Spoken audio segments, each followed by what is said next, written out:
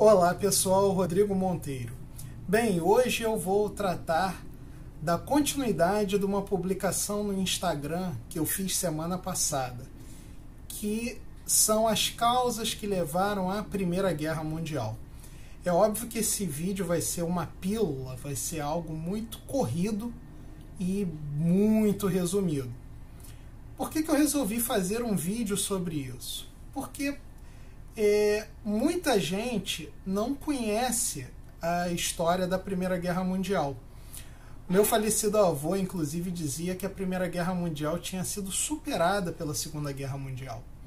Tanto é verdade, segundo a ótica dele, que você tem muito mais livros sobre a Segunda Guerra Mundial, muito mais filmes sobre a Segunda Guerra Mundial.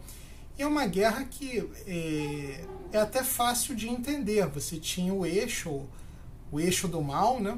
Que era a Alemanha nazista, a Itália fascista, o Império Japonês expansionista contra o resto do mundo, que eram os aliados. Então, assim, para uma pessoa mais leiga, menos informada, que não estudou tanto, esse básico ela consegue entender. Mas poucas pessoas conseguem entender o porquê houve a Primeira Guerra Mundial. Na realidade, a Segunda Guerra Mundial é uma continuação da Primeira Guerra Mundial. O que houve, na realidade, foi um intervalo, um período entre guerras, entre 1918, final de 1918, né, no caso do armistício, que foi em novembro de 1918, até setembro de 1939, que foi esse período entre as duas guerras mundiais.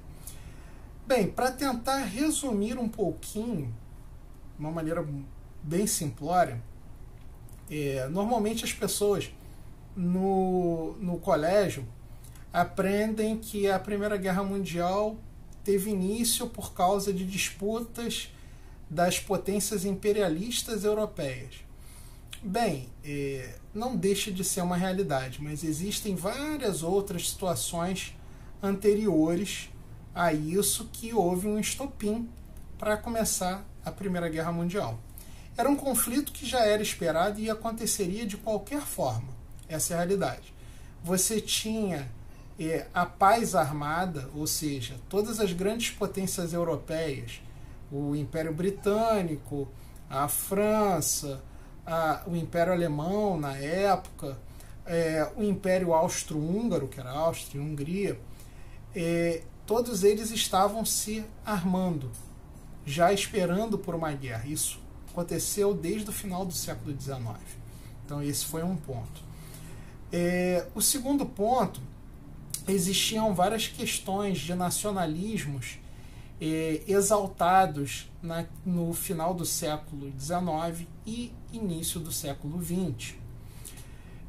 Por exemplo, a Itália, o Reino da Itália, tinha uma rusga com o Império Austro-Húngaro, porque a Itália entendia que quando do seu processo de unificação, eles acabaram perdendo alguns territórios que eles entendiam que eram deles.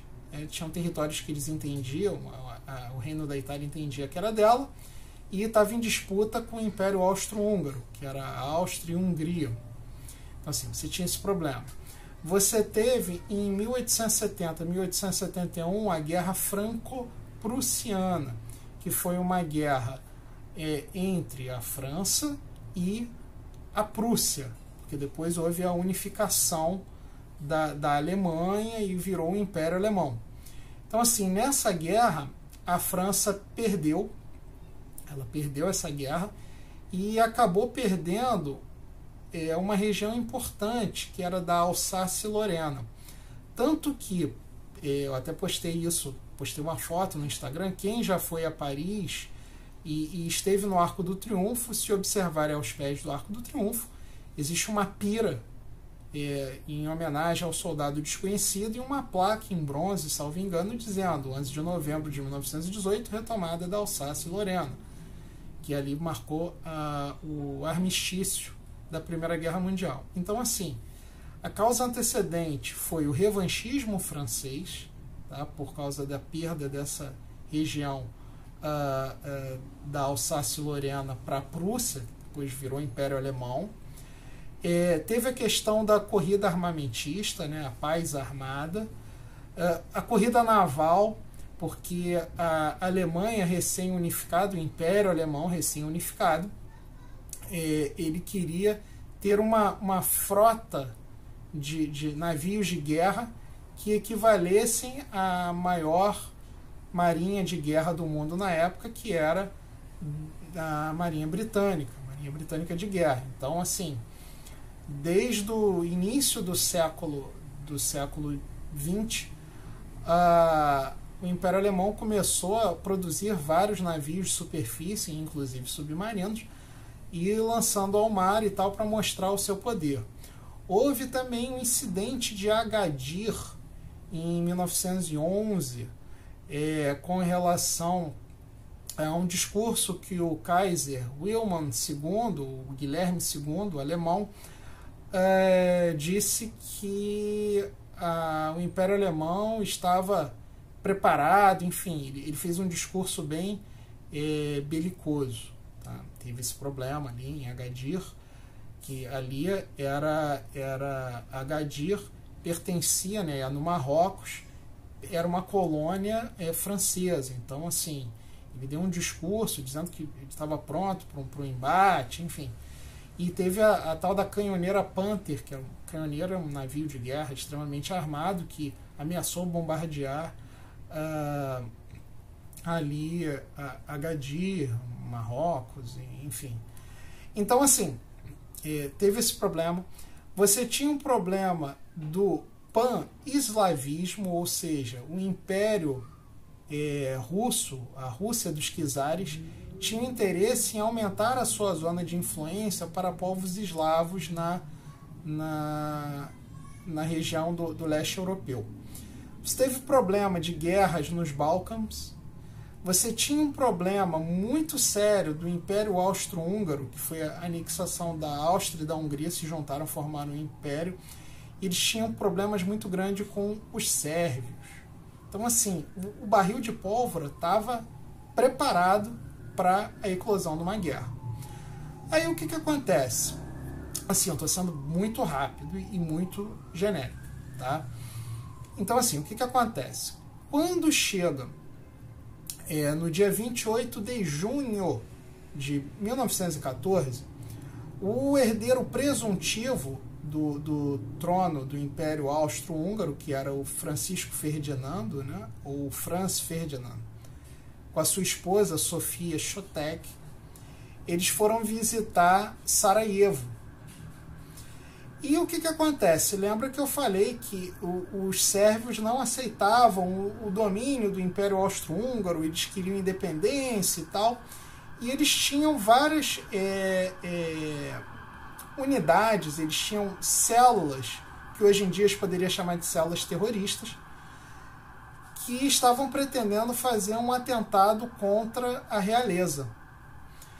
Então, nesse dia, nessa visita do Franz Ferdinand e a sua esposa, Sophie Chotek, a Sarajevo, eles fizeram uma visita em carro aberto e eles já tinham experimentado 2 atentados mal sucedidos naquele mesmo dia, naquela mesma manhã. Jogaram uma bomba e explodiu próximo, enfim. Mas, talvez por acreditar que esses atentados, como eles se safaram desses atentados, não daria em nada, e ele o arquiduque húngaro austríaco, muito senhor de si, falou, não, pô, é assim que eu sou recebido, ele até brincou, é assim que eu sou recebido aqui em Sarajevo e tal. E depois eles foram fazer uma agenda de roteiros na cidade. Nesse momento, um dos conspiradores dessa organização terrorista, vamos colocar assim, que se chamava Gavrilo Príncipe, era um jovem de 20 e poucos anos, ele estava participando dessa conspiração e, numa coincidência, ele estava num café e viu o carro da comitiva do arquiduque húngaro austríaco passar perto de onde ele estava. Então ele se envolveu no meio da confusão. Ele estava armado com uma pequena pistola FN, modelo 1910, calibre 380, que foi conhecida até como Mata, apelidaram de Mata Monarcas, enfim.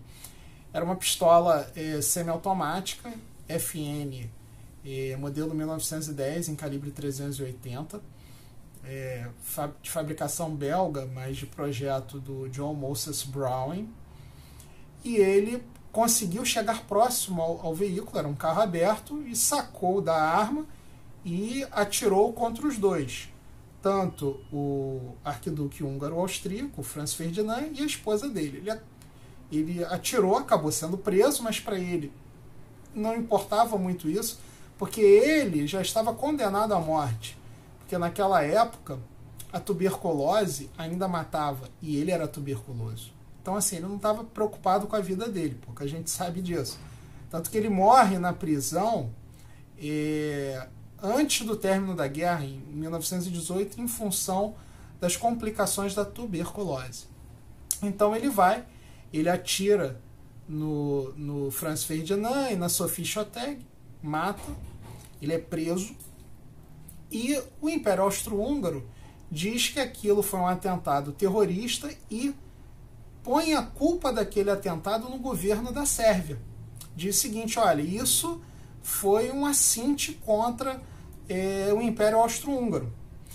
E